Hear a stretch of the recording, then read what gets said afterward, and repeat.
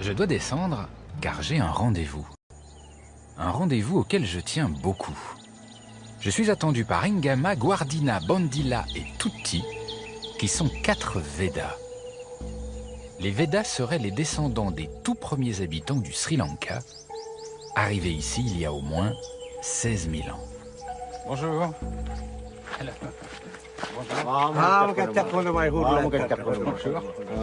Bonjour. Bonjour.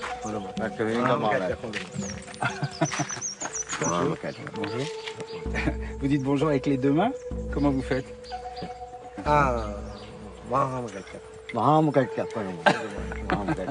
C'est comme ça qu'on dit bonjour. Maha. Maha. Kat. Holomai. Maha. Kat. Holomai.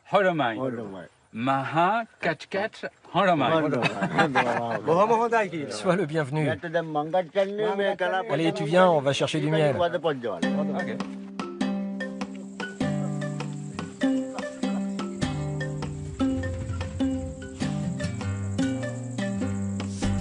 Les Védas forment un peuple à part.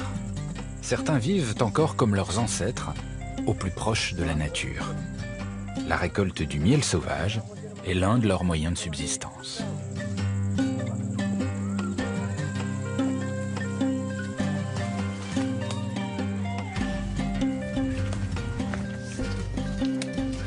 Oula. Faut aller de l'autre côté, là? Eh oui, si on veut trouver du miel, il n'y a pas le choix. Bien sûr. Bon.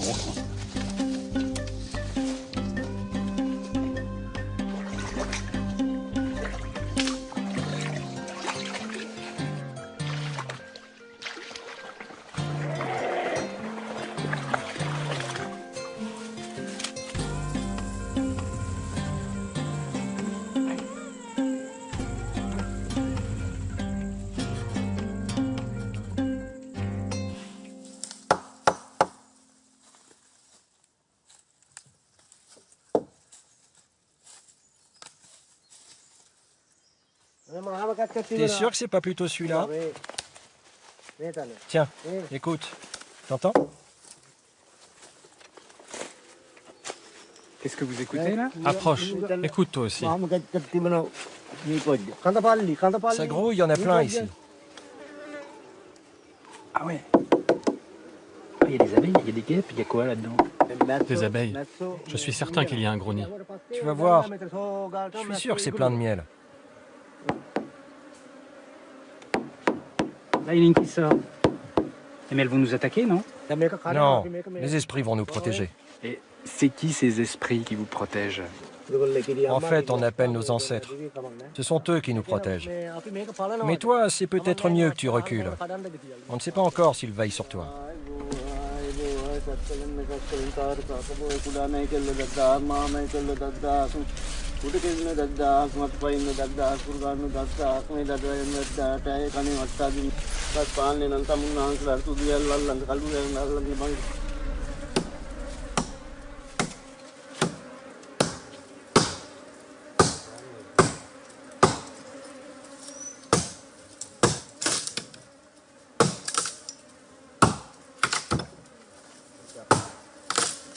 Ah, c'est incroyable, ils sont entourés d'abeilles, ils n'ont pas une protection.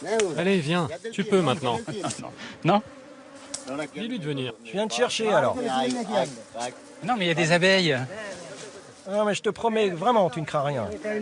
Oui, mais vous êtes entraîné. Les esprits sont avec nous, ne t'inquiète pas. Oui, mais je ne sais pas s'ils protègent les blancs, vos esprits. Oh là là, non, j'ai envie de voir, mais j'ai la trouille. Ah oui, il y a des petits... Ah là là, d'accord. Alors ça, c'est du miel naturel, dis donc. Des rayons de miel naturel. Oh, et c'est tout chaud. C'est marrant. Attends pour le manger. On doit prier d'abord. Il met la main dedans, il n'y a pas une abeille qui le pique, c'est quand même extraordinaire, ça. C'est grâce au chant qu'on a fait avant d'ouvrir le tronc.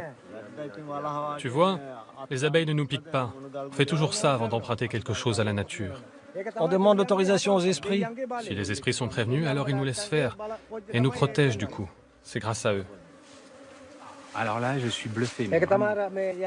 Nous devons respecter tous ces rituels. Et avant de le manger, notre chef doit aussi demander aux esprits la permission. Et après, on va le partager. Et là, tu pourras vraiment le goûter.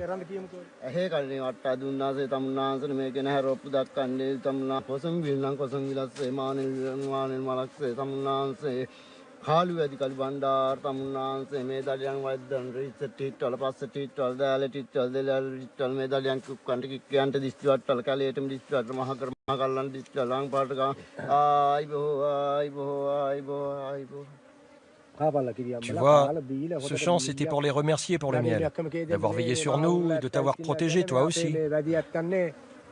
Et maintenant, tu vas enfin pouvoir goûter ce nectar.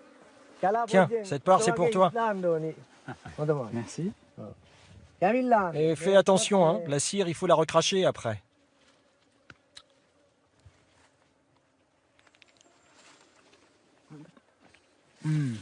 C'est juste liquide comme il faut, c'est pas pâteux, c'est pas granuleux, c'est subtil, c'est fin. Oh, et c'est délicieux. Ah, franchement, j'aime bien le miel et celui-là, je pense que c'est le meilleur que j'ai jamais mangé. C'est parce qu'il est pur et très frais, celui-là.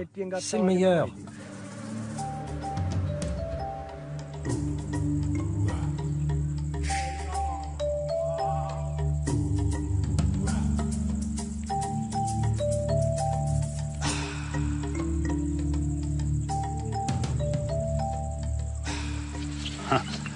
On est attendu de pied ferme.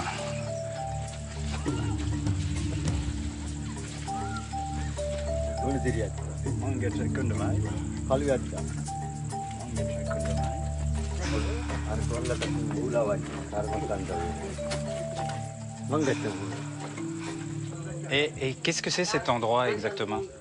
C'est un bon refuge que nous fréquentons depuis longtemps.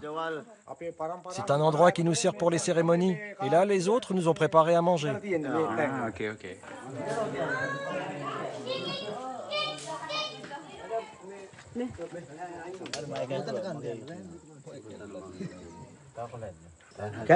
On peut manger maintenant. Mais c'est brûlant. Oh, bah c'est bon. C'est très bon. C'est très bon. Il reste combien de Védas au Sri Lanka aujourd'hui? Ici, dans les collines, on est environ 350, répartis en petites communautés. Et pour tout le pays, on est entre 5 et 10 000. Pourquoi est-ce que les Védas vivent si différemment des autres habitants du Sri Lanka, vivent comme ça dans la forêt, très très proche de la nature? Nous descendons d'un très vieux peuple qui a toujours vécu dans la forêt de cette manière.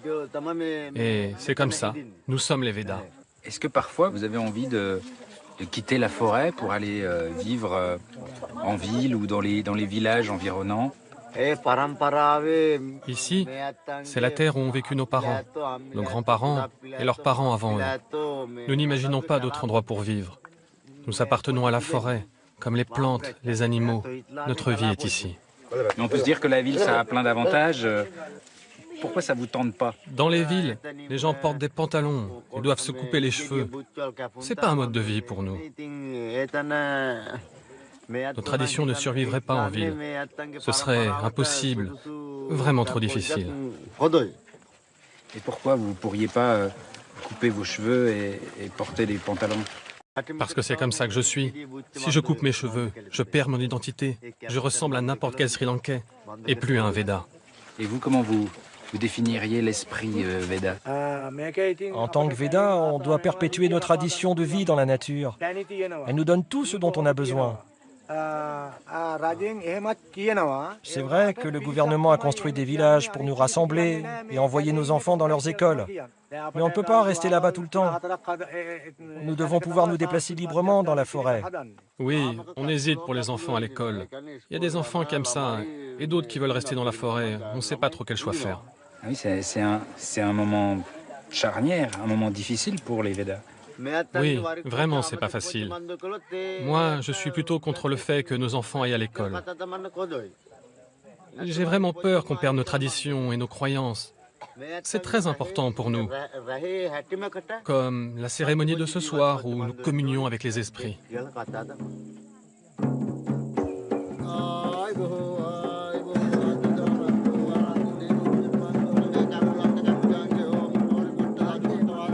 Je m'attendais à une cérémonie religieuse toute simple, au fond de la forêt, et je me rends compte qu'ici, en quelques minutes, tout peut basculer.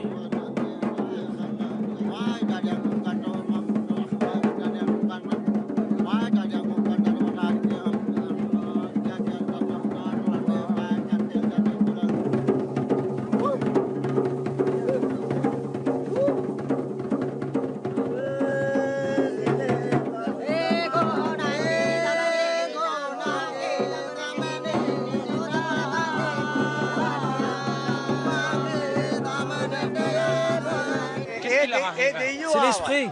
C'est l'esprit qui est en elle. Les esprits descendent et viennent dans certaines personnes, mais pas toutes. Et pendant la transe, ils se chargent des mauvaises énergies et des mauvaises influences.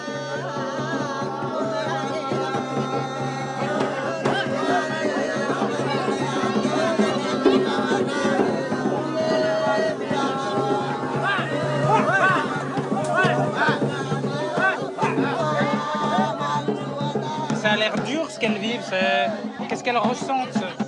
Rien, c'est pas douloureux. Ça n'a duré qu'un instant. L'esprit l'a possédée, mais sans la blesser, vraiment. Regarde, elle va beaucoup mieux. La cérémonie va bientôt se terminer. Les esprits ont emporté tout ce qui est négatif. Nos ancêtres veillent sur nous. Et maintenant, nous sommes en harmonie.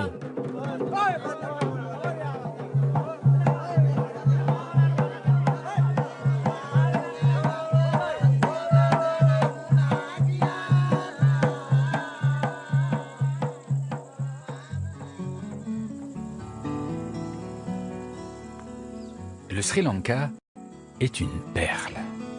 Pas seulement une perle dans l'océan, c'est un trésor pour le voyageur. J'ai traversé une seule île et j'ai l'impression d'avoir vécu 1000 aventures, traversé des siècles et découvert un peu plus le cœur des hommes. Le Sri Lanka est un concentré d'émotions. Il a la saveur d'une épice précieuse.